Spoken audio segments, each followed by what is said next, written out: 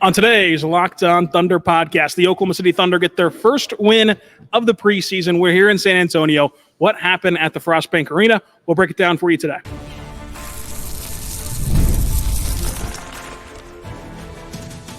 You are Locked On Thunder, your daily Oklahoma City Thunder podcast. Part of the Locked On Podcast Network, your team every day.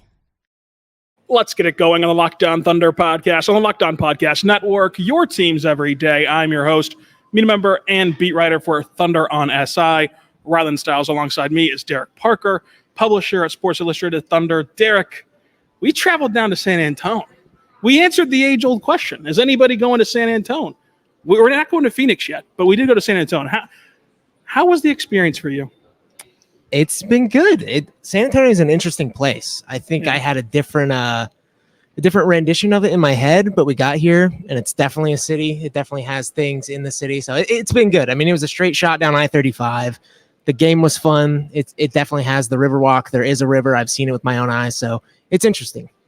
It's interesting. Let's just leave it at that. Derek, you made the drive here. We're making the drive back tomorrow morning, but first, we've got to talk about this game regarding the Oklahoma City Thunder. And I think that everyone is head over heels about this game for the Thunder because of what it signified. Like, you didn't have Shea, you didn't have Lou Dort, and yet you walk away from this game saying the Thunder are the best team in basketball. Yeah, I mean, even sans Shea and sans Dort, this team didn't play great. Like, there were bunnies missed. Defensive assignments were missed. There was sloppy preseason play like every team's going to have. And they still came away with the win. They still won really big in the minutes they played their premier players. So, like you said, we'll get into it a little bit more, but there is tons and tons of room for positivity regarding game one in the preseason. Obviously, the show will look and sound a little bit different on the road. We'll be back in studio tomorrow. But, Derek, we got to start at the very top with the starters. Without Shea, without Lou, Mark doesn't start Caruso. He does not start Hartenstein. Mark starts Usman Jang for the Oklahoma City Thunder. The starting lineup was J-Dub, Cason Wallace, Wiggins, Jang, Holmgren. My biggest takeaway from that is that it was the perfect deke by Mark Daigneault to keep his cards close to the vest, not leave any room for speculation, because you know what would have happened. If they would have started Hartenstein, people would have said, well, now they're all in on the double big lineup. That's your starting five. Just plug and play the other two guys who are out today in Shea and Lou. Same thing with Caruso. So just keep it close to your vest, and that's all there is to it. There's no speculation, even though we will do so now. Did you have any takeaway other than, hey, this is just a smart play by Mark not to feed into any of that fodder? No, I mean, it was super interesting to go with Wiggins, and obviously Jang is the shocker here in the lineup. I think you're probably right. I think they're wanting to play the cards a little bit close to the vest, and also it's kind of a trial by fire for Usman Jang. I mean, he's a player who in his third summer league didn't necessarily look great. He hasn't become the kind of two-way wing that a lot of people thought he could, especially, again, coming into year three. So you throw him into the starting lineup with some really talented pieces. How does he mesh? How does he look? Does he stand out like a sore thumb? Does he kind of ingratiate himself as a true player? And I think tonight he was kind of somewhere in the middle. Well, we'll talk about Us coming up, but you're someone who does believe that there's a world in which neither Caruso or Hartenstein starts. One of your bold predictions was that it'll be Isaiah Joe in the starting five. Whether it's Joe, whether it's Cason, whether it's Wiggins, whoever it would be in place of either Caruso or Hartenstein. Let's say there's a world in which those two guys do not start, which is a very bold prediction, but one that you made on the show. What did you think of it? What did you think of those two guys being staggered into the game a little bit later? Not too much later. They still got staggered in by like the 6-minute mark, but still, what did you make of that? And could you still foresee your bold prediction coming true? Yeah, I am a little conflicted in that area because while I do think they were really, really good off the bench, I believe they had the highest plus minus on the team, plus 20, both of those players coming off the bench. They were phenomenal two-way forces, good on both offense and defense. They looked awesome. They played well off of each other, specifically. Hartenstein assisted Caruso. Caruso was moving the ball around with Hartenstein in the lineup. They were really, really good as like that 6-7 man punch. But as good as I think the Joe and SGA pairing is, and as much as I think those two players are set to still play in tandem all season long, Caruso just fits so seamlessly. He melts into this lineup as seamlessly as anyone I've ever seen. And again, to your point just then, he's so thundery in every sense of the word. The Thunder knew it back when they had him in his rookie season. They let him get away. I don't think they're going to let it happen again. He is, to a T, a Thunder guard, and I think he kind of changed my mind a little bit in terms of he probably is that fifth starter. We'll revisit that in December, of course, but it's funny you say that Caruso changed your mind, because for me, I look at Hartenstein and I mean, he was worth every penny. Like everything that the Thunder have tried to sell you on this summer has been true through one game. This entire podcast is sprinkled in the fact it's one game, it's one preseason game, and it's one preseason game in which you do not have the top 5 player in the world and an all-world defender. But is this crazy to say that the best version of this Thunder team, if you want to close out a playoff game, if you want to go get over the hump, is a lineup that includes Hartenstein and Holmgren? Whether they start or not, they looked incredible together. And hearing Hartenstein talk about playing off of Holmgren was eye-popping. And I think that getting our first look at it, I've come more around to the side of those two guys can not only work together, they can dominate together. No, I think Caruso kind of changed my mind in terms of the starting lineup. Hartenstein changed my mind in terms of what this Thunder team can achieve. Like, he flat out point blank was the highlight of this game. I think he was the highlight of the offseason, even as good as Caruso is. So I agree with you. I don't know that necessarily him being in the starting lineup is the best for this team moving forward. But I do think him closing games, playing big minutes with Chet Holmgren, that's going to be the key to this team ascending. The key to this team is balancing that, because while we're on this sugar rush of we just saw Chet, we just saw Hartenstein go out there and play together, and they looked really good. An interesting note on that was Hartenstein was the one that was out on the perimeter. Mm-hmm. Chet was the one at the rim on defense. That was an interesting wrinkle where I kind of envisioned in my own head for foolish reasons that, you know, Chet would be more so out there in the alley like a Jaren Jackson Jr. and come crashing in and try to, you know, swat the shot. The biggest thing is we can all admit now that those two guys can work together. They also, though, cannot play their entire minutes together because you run into the same problem that you had last year. These two guys have never played above 30 minutes per game in their career, and they're likely not going to play much more than 30 minutes per game in their career. I think Chet can go to 30, 32. I think Hartenstein is a 29 minutes per game guy, and that's just the nature of the big man position, especially the way that Hartenstein plays it so physically on both ends. So you're going to have to still blanket this game and blanket these games in 48 minutes of rim protection. You cannot do that with the way the roster is currently constructed while playing them together overly, too much. But you still want to see them together, and they still could be the best version of your team together. So balancing that will be such a tricky thing, but a thing that the Thunder are so uniquely positioned to do because of the talent-rich roster that they have. Yeah, I think you nailed it with the balancing act. Obviously, those two are going to excel together. They're going to need to stagger them at some point, just like you said, to cover that full 48 minutes. I think it's going to be really team dependent. If you're playing a team that has multiple bigs, especially multiple versatile bigs, you're going to obviously have to stagger. Maybe you throw them together, but at the end of the day, I mean, it's nice to have the option to do whatever you want. I think, as we saw tonight, I mean, they, after going 7-foot double bigs, went to 5 guards. Like, that's going to be an option too, to make teams play small like they did last season. Even if you are going double big and playing them together, there's just so many options. It's almost too many to even like theorize about right now. Like, there's just endless opportunities. I tweeted it out tonight. It's like they have every action in the book now. They've got 2 7-foot bigs. They've got all these guards that can hit threes, do absolutely everything. And that's not even accounting for the fact that you can tell SGA or J-Dub to go get a bucket in isolation at any point in the game. So the options are limitless. It's mind-numbing. It's mind-boggling even. And I think that Hartenstein, I mean, he took a 3 within the flow of the offense. And I think that part of me has been an emotional wreck this week. The Hartenstein 3-point shooting has been an emotional wreck because, he's talked about having confidence in the green light. His teammates have talked about how he has shooting upside. Mark's talked about how he wants him to shoot the ball more. That kind of swung the pendulum a little bit for me. But ultimately, I think it looked exactly how you thought it was going to, where it was somewhere in the middle. It was not some dramatic, he's taking 5 threes a night, even in preseason. It was, hey, that 3 happened with ball movement on a drive-in kick. They kicked it back up to the slot. He had a wide-open opportunity. He shot it. He missed. But, that shot will fall eventually for him. It was 1 3 tonight. You extrapolate that out to what would be a normal rotation for him where he plays the second half. He'll take 2 a night maybe. out of that circumstance, but it wasn't forced. It wasn't something that was overly spoon-fed to him, because his game is so valuable whenever he's near the rim, whenever he's being a facilitator in the high post. And I have a massive Hartenstein takeaway before the break that I want to get to, but what is your thoughts on Hartenstein's overall offensive game? Yeah, I mean, I think he looked really good. He cleaned it up, which is a big area that this team was missing. Obviously, the rebounding last year just wasn't great. He came in tonight, had 8 rebounds in 17 minutes. That's another thing you just touched on. He didn't play the second half. We're talking about this like it was a full performance. Yeah. It was 17 minutes in the first half. He did 8, 7, and 4. I mean, this is a guy plus who... 20.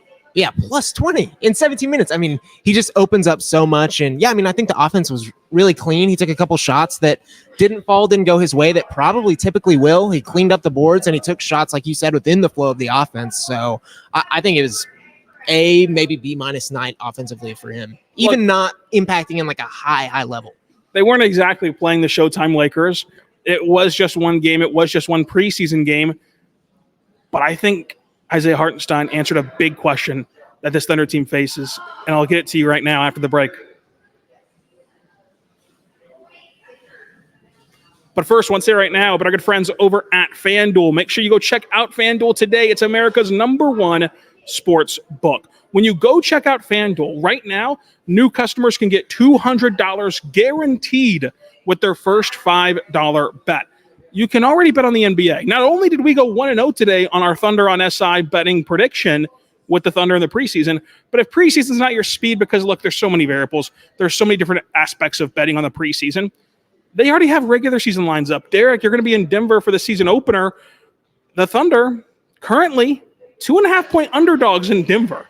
After what we saw tonight with no Shea, hop on that at FanDuel.com. Go there right now, and when you do, and you place a $5 bet, you'll get $200 in bonus bets guaranteed, win or lose. So go check them out today at FanDuel.com. We're back on the Locked On Thunder podcast, on the Locked On Podcast Network, on location in San Antonio. The Riverwalk behind us here at the beautiful hotel of choice. Derek, you're joining us. You can follow him on YouTube, DParkOK. He's got power rankings coming out. I can imagine where the Thunder are going to be, Derek. Hopefully near the top, because they're one of the best teams in basketball. You have not spoiled that for me yet. I love the first episode. I watched it on the way up here. And I don't want to be spoiled with where the Thunder are at, but I imagine they're going to be near the top. You can also find both of us at Thunder on SI, Draft Digest. But Derek, I think Isaiah Hartenstein in this game answered a massive question for the Thunder. All offseason long, I've been beating the drum of the Thunder were fantastic this offseason. They made brilliant moves. They bolstered their roster. But the looming aspect of what hurt them in the postseason, second to only not having the front court depth, was not having a table setter, was not having a way to help your secondary unit score. And by secondary unit, I'm not talking bench players. I'm talking J-Dub whenever he's staggered in the playoffs, when games get more tight, when games get into the half court, when games get more physical. What if Isaiah Hartenstein is the table setter? From his screening ability to his high post creation, what if he's the table setter for the Thunder? I mean, he very well could be. I think when people think of space creation, they think of Trey Man and his baggy shorts stepping back 6 feet, nailing a tray ball. But beautiful shins. Yeah, I mean, the and he's shins, covering them up. That's not great. How are we going to do a shin angle if they're covered up? I mean, it's rocking for him. I mean, he had a phenomenal first preseason game. He looks straight up a 2000 Slams cover, dude. He looks great. It's working for him. I hope he keeps Shout it out around. Trey Man. But when I think of space creation, I think of what Isaiah Hartenstein did tonight with the DHOs, with the screens. The people don't want to be the opposition does not want to be touched by Isaiah Hartenstein. I saw him set a screen on CD Sissoko, and then CD Sissoko went far around it just a few plays later. God bless CD Sissoko.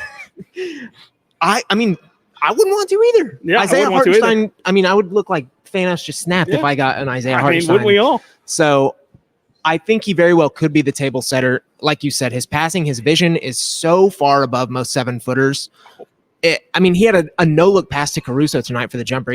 Over the head, no-look pass like Magic Johnson, dude. What are we doing? What are we doing, Derek? I just think that he unlocks that element of, here's the thing.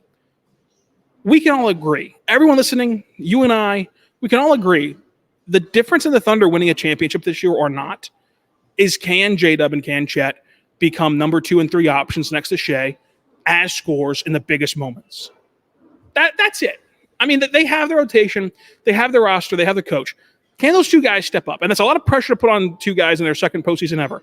But can you give them the tools to step up in their place and to step up in that place? I think you just did. I think you gave them the tools to make their life so easy that from the mixture of Shea, bailing you out late in the shot clock and doing heroic things like he did in Dallas, to now, you look back on that series, it was a 0-point differential in 6 games. If you get a couple easy buckets for J-Dub, if you don't get killed by 50 without Chet on the floor and only get killed by 20, you win that series going away. And so it's just, he elevates literally everything that was deficient about last year's team. And last year's team won 57 games, was a foul away from a game 7 and has a 0-point differential in the Western Conference semifinals. Like, this team is good. Yeah. And this team is not only good, this team should have aspirations of winning a championship. Yeah, no, I agree. And I think that question was answered tonight. You touched on it there. Hartenstein, at the core of the acquisition, was about making this team's life easier, and more specifically, making Chet Holmgren and J-Dub's life easier. And his fingerprints were all over the box score tonight, whether it showed in his assists or rebounds or not. Chet didn't miss a shot, 5 for 5. J-Dub had a little bit of a slow start, kind of forced it, came back 18 points on 14 shots. So Hartenstein is a massive part of that. I mean, he had multiple DHOs to Chet. He was all around Dub in those key moments. That's probably going to be a pairing moving throughout the season, similar to Dub and Chet last year, how they were kind of the 2-3 punch after Shea in the first quarter. Hartenstein and Dub are going to kind of be that too, because Hartenstein creates even more space than Chet does. So he's a weapon. Again, statistically, it's not always going to show. Tonight it did. He's a weapon, and again, to me, the biggest acquisition this Thunder offseason.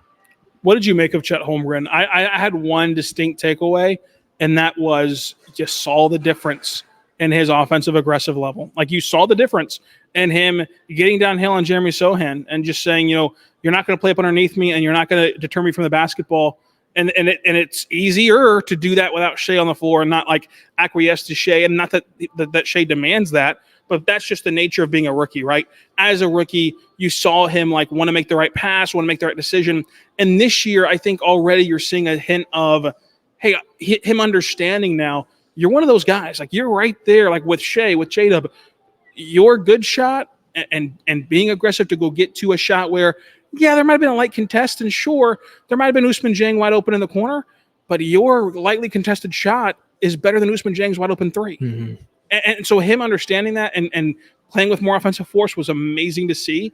And he really got the better end of Sohan, who's a good defender. And like last year, he's the type of defender you want on Chet. Like, you want a defender like that who is so defensively sound and can get under a big man like that on the cross match. And Chet was not really able to or wasn't willing to exploit that a year ago, and he passed that first test, and it's only the first test. He's got to continue to do it. But that was a burning question I had about Chet heading into this season. So far, so good. Yeah, I agree. I mean, we only got to see 9 minutes of him. Another player I really would have liked to see a little bit more of, but he looked as advertised. Mark Daigneault's alluded to it. Dub's alluded to it. A lot of the team has. He got better this offseason. He's a great player, and I think it showed tonight, even if just in 9 minutes, 10 points on 5 for 5 shooting.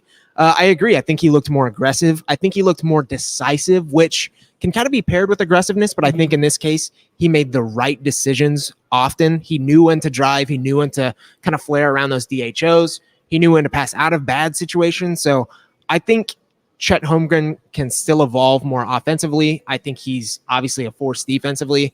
I think there's a real chance we're looking at him in a few years as, I mean, obviously a multi-time All-Star, but maybe even an MVP candidate. Whew.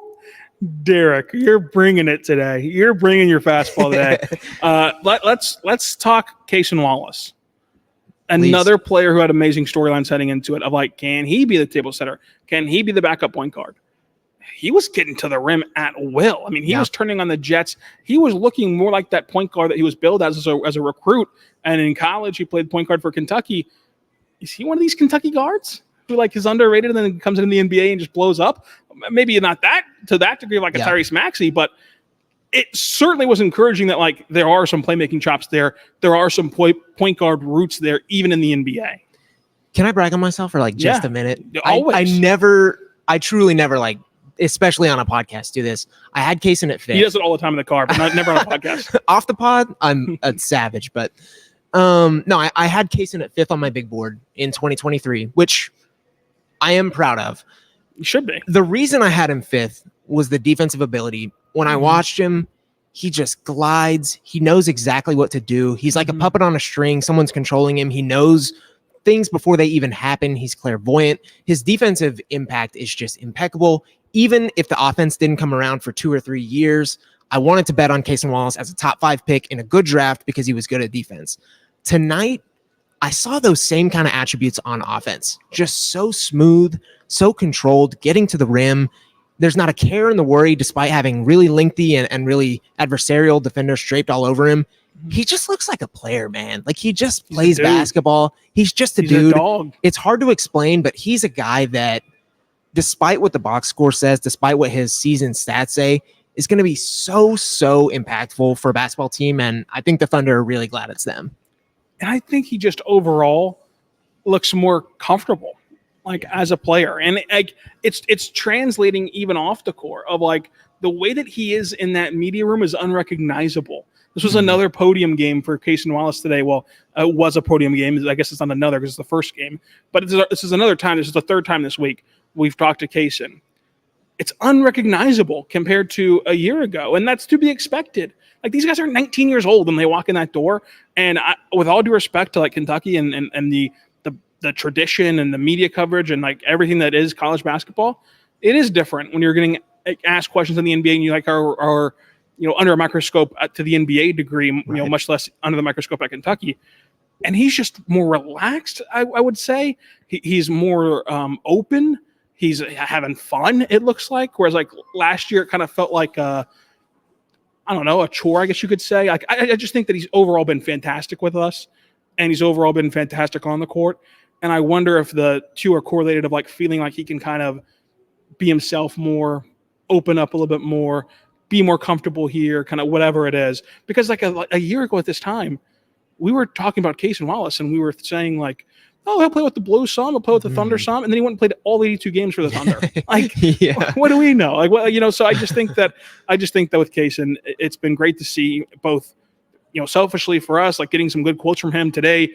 I asked him about the rookies, and he said, "Hey, those guys are hooping, yo," or whatever he said. Like that was awesome. And he's playing so well on the court, which is good to see. Coming up, we'll talk about those hooping rookies and Usman Jang coming up on the Locked On Thunder podcast, on the Locked On Podcast Network. But first, I want to say right now, but your friends over at Game Time, go check out Game Time today, because when you do, you will get $20 off your first purchase when you use code LOCKEDONNBA. That's code LOCKEDON NBA for $20 off your first purchase. I love the Game Time app. We're here in San Antonio. Thankfully, we're blessed enough to have credentials, but had we needed tickets, we would have gone to Game Time, and I'll tell you why. I've never been to this arena, never been to this city. Never been to this part of the state of Texas. I've only ever been to Dallas. So I would need help knowing what the best vantage point, knowing where the best seats are in this arena. And that's why I love Game Time, because they give you a view from your seat right there to show you the sight lines, show you where you want to be in the arena, show you if you're across from the visiting bench, if you're near the home bench, where are you at on the floor. That's awesome. The last minute tickets, lowest prices guaranteed, or they'll credit you 110% of the difference, which you're not going to find a lower price. But if you do, you'll get 110% of the difference at Game Time.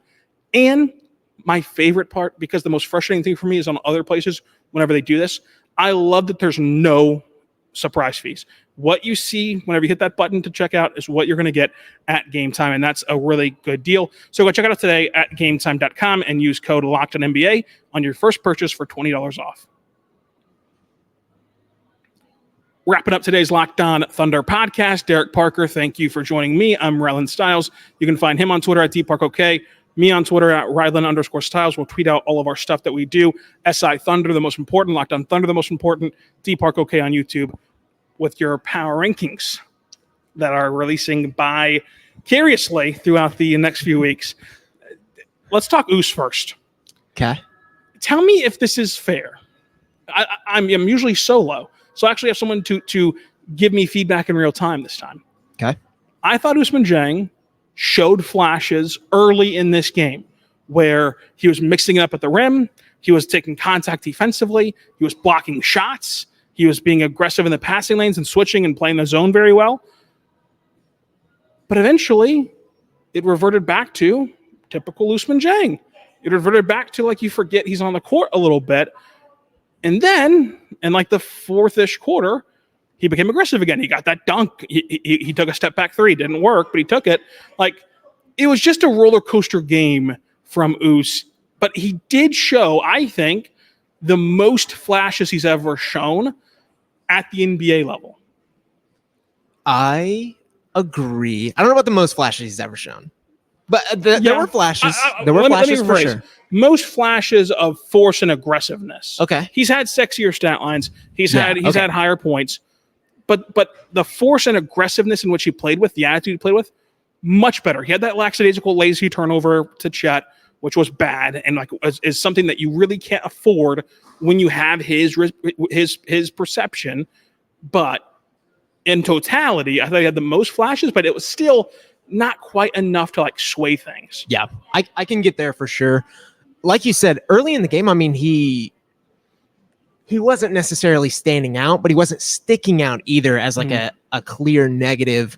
I think the issue you come across is, sticking him on an already good lineup. Yeah, he doesn't look bad, but he also didn't necessarily stand out. He got the 2 blocks. I don't think he hit any shots early in the game. He like you said, he got the dunk late. Yeah.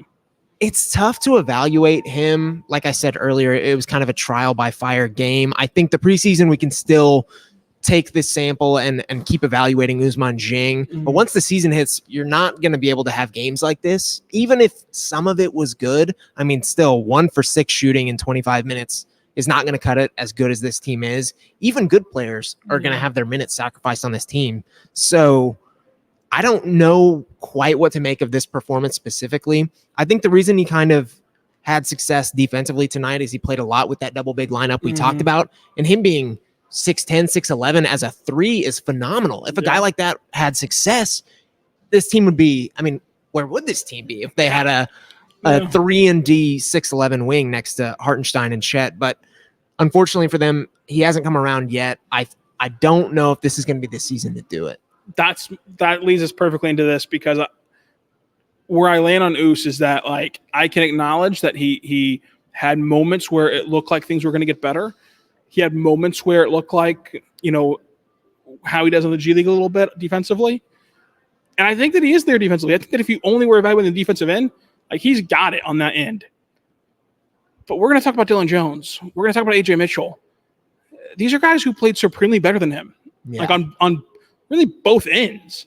Like, I was worried about Dillon Jones' defense. He was impressive. He was active phenomenal. Defensively. I was worried about that.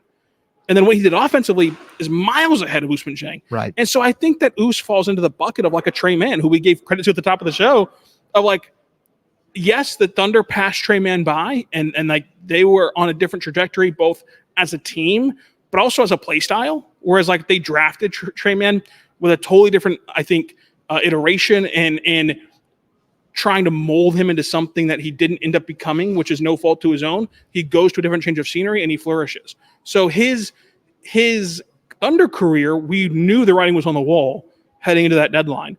I think we're going to be there for the same way with Jang, but it's only going to be his Thunder career, because I think that if you told the Thunder or any NBA team, because there was more than just the Thunder who had him in the lottery, if you told them these are the strides that he makes in the shadows of the G League, they would say that that's on par. And that's good enough for Charlotte. That's good enough for some other teams to take a flyer on. It's just not where this Thunder team is. Same thing with Trey Mann, of like, you can rattle off the different scoring outputs that he had in Oklahoma City. Boston games come to mind, but it wasn't good enough for this environment, for this team. I think that Us is trending in that same direction. I would agree. I think this Thunder team honestly just got too good too fast. Like, there were picks made, Trey Mann being another one of them, that were made with them being here for the long haul and them in mind as project players that were really going to be developed. And they're still being developed, but this team is just rapidly improving. I mean, when you draft guys like Dub and Cason Wallace that hit the ground running so immediately, or what looks like Dillon Jones and Ajay Mitchell, like, these guys are so good so immediately that his starting point just kind of isn't functioning with this Thunder squad. Dillon Jones and AJ Mitchell. Give me your quick takeaways on the rookies as the draft guy. I mean, listen, we've talked about Dub, 18 points. Hartenstein, obviously. Chet was phenomenal. AJ Mitchell's your leading scorer with 19 points, 8 for 13 shooting. Dillon Jones right behind him, 17 points, 8 for 11 shooting. These guys were two of the best players on the court tonight. I mean, they hit either side mid-range shots. They got steals. They hit open threes. They played with poise. They looked phenomenal. I was not anticipating either of these players coming into the season being able to do this, and I will happily eat my words because watching them succeed tonight was some of the best plays of the night. I mean, they were phenomenal. The poise, you hit it. Like, that word is the biggest word of the night for these two rookies. AJ Mitchell looked completely in control of this offense. He looked like he'd been in the league for 4 years. It was unbelievable, frankly. And this is a team that's not afraid to play two-way guys. And this is a team that still needs to find that table setter. I don't think that question is answered over one preseason game, because you ultimately, while we talk about Hartenstein, we talk about Cason, ultimately, maybe those two guys are better off suited in other roles, where if AJ Mitchell can step up and do that, then it makes you more viable everywhere else. I don't know. I'm not ready to close the book on those two guys being impactful rookies. I'm just not, because if we do that, we're spitting in the face of everything this Thunder franchise has done in the past with Mark. They're going to play, if we can agree right now, they're going to play 10 to 13 guys a night. List them. List the 10 to 13 guys, because those two are better than Ouse. And you have Kenrich who's hurt, you have Jay Will who's hurt. Both of them are going to be reevaluated in the preseason. And I think that we typically just consciously think of reevaluation dates as return dates. It's not. Hopefully it is. Hopefully they both get reevaluated and they're both back opening night. That's not guaranteed. That's just whenever they're going to get reevaluated. Yeah. So you could head into this season where you're down Topic, Jay Will, Kenrich, an open roster spot, and Ouse is lagging behind a little bit. These rookies are going to get a chance, I think. And if this is an indication, and again, they were not playing the Showtime Lakers, they were not playing Michael Jordan's Bulls, they were not playing the Bronze Cavs, they weren't playing the Warrior Dynasty. In fact, they were playing, a 2008 Bobcats-esque squad, it felt like. I mean, they weren't playing Dean Wade's Cavaliers, I'll tell you that. Yeah, you're right. But the leap that they made from mid-major to the NBA, and I asked Dillon Jones a question about preseason Sunday, and he said, if I suck and I'm terrible, I'm just going to look at it to gain information. Like, he was of the stance of this could go sideways, but I'll learn from it, I'll gain information from it, etc. He had that kind of mindset of no matter if it's good or bad, I'm gonna enjoy it. I'm going to embrace it and learn from it. It went great. It went almost perfect. And I just think that if that's your baseline, and we'll see Wednesday, we'll see Thursday, because by the same token that we're talking about opening night, you can look at Wednesday and Thursday and say that's a preseason back-to-back. Who cares? And one of those games is against a non-NBA team. Who's left to play? Unless they're going to play Cormac Ryan and Mel's Leons and Alex Reese 40 minutes, then someone has to play. And so I think that those two games, even though they're back-to-back, even though they're 3 games in 4 nights, you'll still have NBA guys out there. And if they keep this pace up, you've got to give them a shot. And I think that that's Mark's MO, to give them a shot. And these two guys just seem like straight up professionals. So if you give them that opportunity, they're going to run with it. Whereas other guys have not ran with opportunities. I agree. We've been immensely positive on this podcast. So I do want to put a slight damper on it and say that if you're expecting AJ Mitchell and Dillon Jones to combine for 38 points per night, probably don't do that. Probably don't expect that. Yeah, but this is under the context of scaling that production down, but the impact and efficiency remains the same for what they're asked to do. Exactly. Because they won't be asked to do this again. Right. Except for Wednesday and Thursday. But after that, they won't be asked to do this again. Yeah. No, but I think you're exactly right. You hit the nail on the head. This is the Thunder's MO. They've played immediately impactful rookies in each of the last, 4 seasons, maybe more. Yeah. So these guys are going to get a shot. If they don't get a shot, then obviously they're not cutting it behind the scenes, which I don't think is the case. Mm-hmm. I think Mark a little bit tipped his hand in some of the last practices, calling AJ Mitchell impressive. And his teammates have too. Exactly. And the players are the first to know, man. I mean, a year ago, we were having these same things of temper your expectations with Cason. Yep. He's going to play with the blue, temper it. But yet the players and Mark were saying, no, he's good. No, he's good. No, he's good. No, he's good. He plays all 82. That's not the same fate for these two guys. This team is too talented, too rich. These guys are not going to play all 82 games, I don't think. These two rookies. I think that's unrealistic. But I do think that they're going to play more than we expected them to play a week ago. I agree. Dude, what a time. What a time. I am trying to think of something negative to say and put a wet blanket on it, but outside of saying it's only one game and we haven't really seen how the parts look whenever everybody's healthy, and that is going to change some things. And I don't want this to be taken as misinterpreted. Don't hear what I'm not saying. But Shea coming back, and utilizing him as the best ISO scorer in the NBA, that changes how things look a little bit. Dort coming back, that changes how your rotations look a little bit. They're not going to start Usman Jang. Right. They're just not. So at the very least, that changes. There's going to be some moving parts to where it won't look like this, and you won't play a team this bad who, your bold prediction was the Spurs would get into the play-in tournament, and that's a truly bold prediction. So we haven't even seen them play a competent team that we know for sure will be competent. I think that they could be. I think that they could be a play-in team and they could be competent. We don't know that for a fact yet. So this was a fun pod. This was a fun 35-minute podcast. 100%. They're not going to go 82-0. Rewind my last podcast just a little bit. Okay.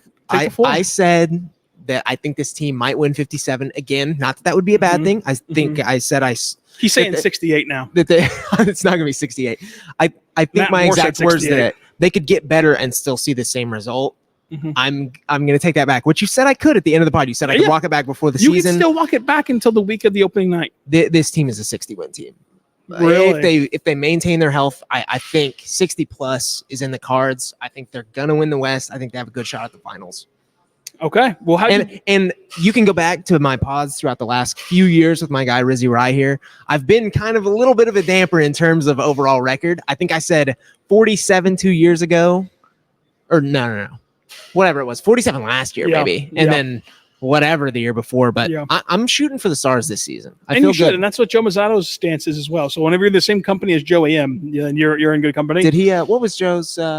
Has he been on yet? 59. 59? He couldn't get there, huh? Couldn't get there. Couldn't get to the big 6-0. And so Matt Moore of Locked On NBA and Locked On Nuggets and the Action Network, 68 wins for this team. That's a whole bunch. That's a lot of the 82. 68 is a bunch of the 82 games. That's crazy. It's crazy in a fun way. I mean, genuinely, if you look at it on paper, it's agreeable, but that's just not how the NBA shakes out. And I went through the schedule, and I got 58. I got 58 wins on the schedule. Yeah. Trying to factor in scheduled losses, trying to predict what bunch of games could they lay an egg a little bit, stuff like that. But I do think that if I had to bet money on it and not just do an article on SI Thunder, I would bet 60 games. This team is that good. We just saw them start Usman Jang and look impressive from really start to finish. They had a slow start and they looked impressive from start to finish. Again, granted, I hear you. The Spurs didn't play anybody, but still, let's have fun tonight. We can be realistic tomorrow. We can get back to the big picture stuff tomorrow and Thursday and everything. But let's just have fun tonight in San Antonio on the road.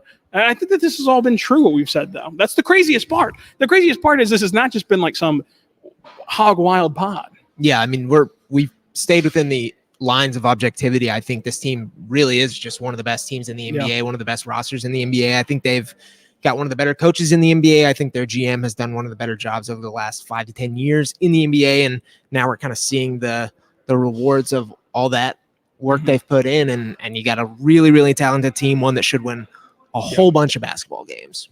Whole bunch of games. DP, we're going to be covering a couple more preseason games this week. Yeah. It'll be a lot of fun. We'll, of course, have you on often this year with a special twist coming soon that you'll hear about. And we'll have you on for the week of October 20th, where we're going to nail you down an exact total. Okay. Will they win the finals, or where will they be bounced in the NBA playoffs? So it's a lot going to come. A lot of predictions with DP, Joel Lorenzi, Andrew Schlecht. A lot of stuff coming out for you. Until next time, for Derek Parker, I'm Ron Stiles. And until next time, be good and be good to one another.